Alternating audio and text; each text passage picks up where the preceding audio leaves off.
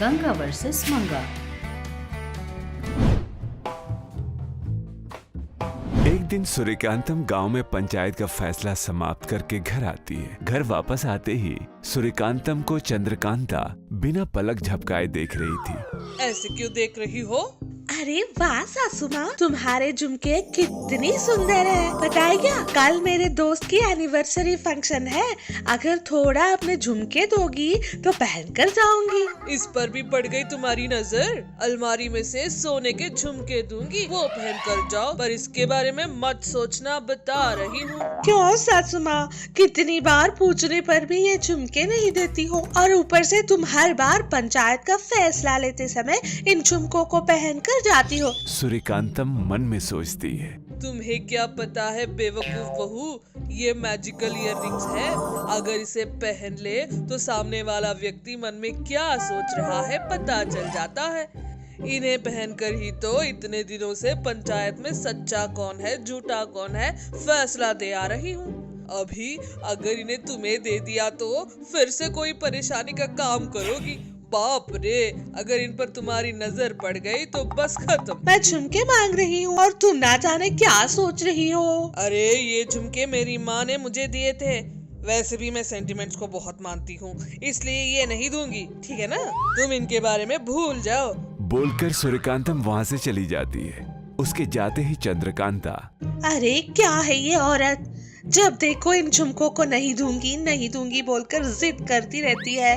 लगता है इन झुमकों में कुछ न कुछ मैजिक जरूर होगा। धीरे से कुछ भी करके इन झुमकों में क्या पावर है पता करना होगा।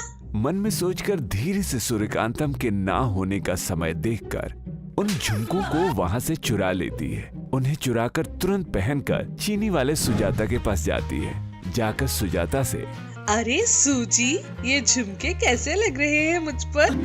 ये सुनकर सुजाता मन में ऐसा सोच रही थी, पता नहीं कहाँ से चुरा कर लाई होगी ये। बहुत अच्छे हैं चंदू, तुम पर, तुम्हारी खूबसूरत चेहरे पर और तुम्हारे चोटी पर कुछ भी सेट हो जाता है।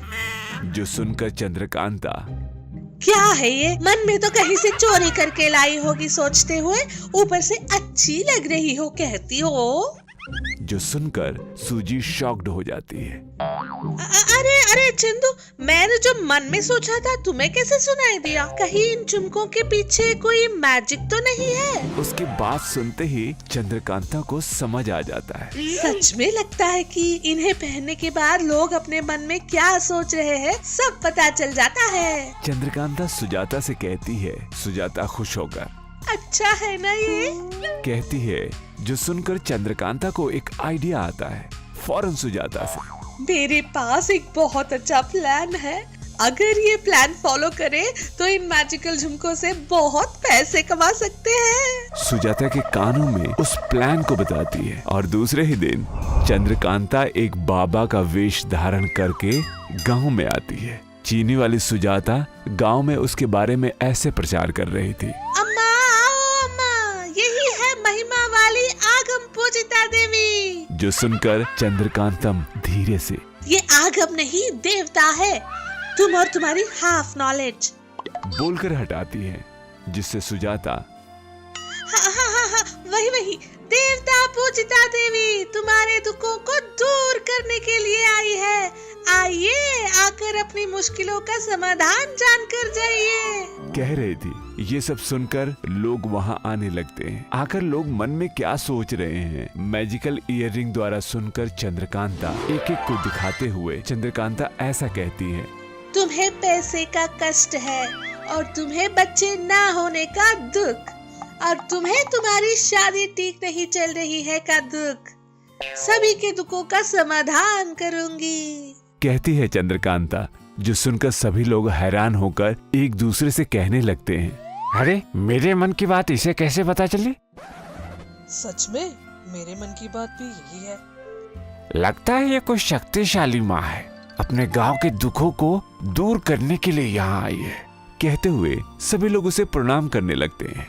इस तरह सभी लोग चंद्रकांता का बहुत विश्वास करने लगते हैं। दक्षिणा के रूप में रुपए भी देने लगते हैं, जिसके कारण चंद्रकांता के पास बहुत सारे रुपए आने शुरू हो जाते हैं। सुजाता और चंद्रकांता दोनों अपने प्लान की सक्सेस होने पर बहुत खुश हो रहे थे। तभी मैजिकल ग्लोब द्वारा इन लोगों के बारे में पूरी जानकारी हासिल करके सूर्यकांतम वहां पहुंच जाती है। उसकी बहू चंद्रकांता उसके मैजिकल ईयर रिंग्स को चुराकर उनसे लोगों को बेवकूफ बनाता देख सूर्यकांतम का खून खौलने लगता है। गुस्से में उसका चेहरा लाल हो जाता है। कुछ भी करके उसे सबक सिखाने के लिए सूर्यकांतम अपनी मैजिक शक्ति से चंद्रकांता के पहने हुए मैजिकल ईयर रिंग को बहुत बड़ा बना देती है। चंद्रकांता जिसका वजन सह नहीं पा रही थी।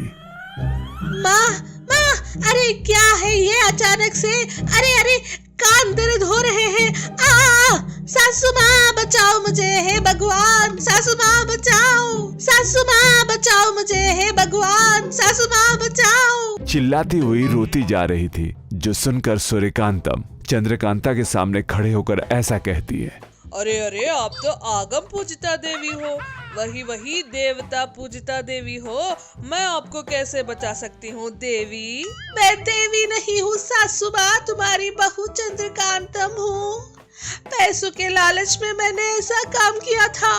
माफ करो सासू माँ। ये सब सुनने के बाद लोग को चंद्रकांता पर बहुत गुस्सा आता है। चंद्रकांता अपनी गलती समझ जाती है, इसलिए सूर्यकांतम अपने मैजिकल शक्ति से बड़े झुमकों को गायब कर देती है। लोगों ने जो रुपए दक्षिणा में दिए थे उन्हें वापस करवा देती है। लोगों को चंद्रकांता के किए काम पर गुस्सा आता है, पर सूर्यकांतम के किए काम पर खुश होकर चंद्रकांता को माफ कर देते हैं। उस दिन के बाद से चंद्रकांता मैजिकल ईयर रिंग ही नहीं, कोई भी ईयर रिंग नहीं पहनती है।